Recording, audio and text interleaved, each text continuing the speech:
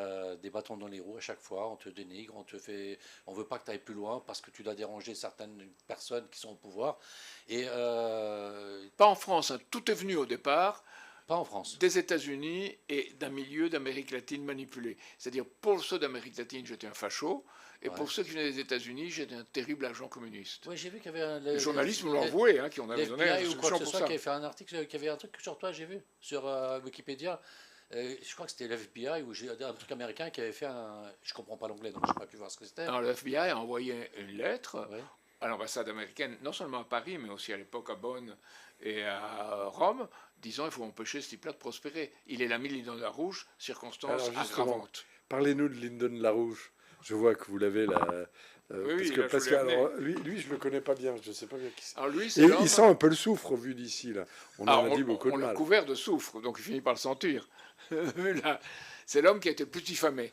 Et celui qui l'a dit, c'est Ramsey Clark. Ramsey Clark, c'est le ministre de la Justice de Johnson, qui est parti parce qu'il avait défendu les droits civiques et Johnson était en train de les trahir et mener la guerre du Vietnam.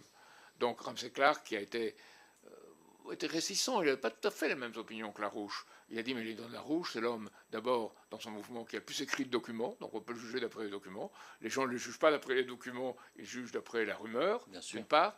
Et d'autre part, c'est quelqu'un avec lequel je suis d'accord dans le fait qu'il s'en est pris à ce système américain qui était devenu, sous influence financière et idéologique, un système avec la tradition britannique, impériale, ou d'asservissement des gens. Et ce que nous disait une amie qui a été la présidente la coprésidente de l'Institut Schiller International, qui est notre association internationale, elle avait été dans la lutte pour les droits civiques, et c'est elle la première qui a reçu Martin Luther King dans le Sud américain.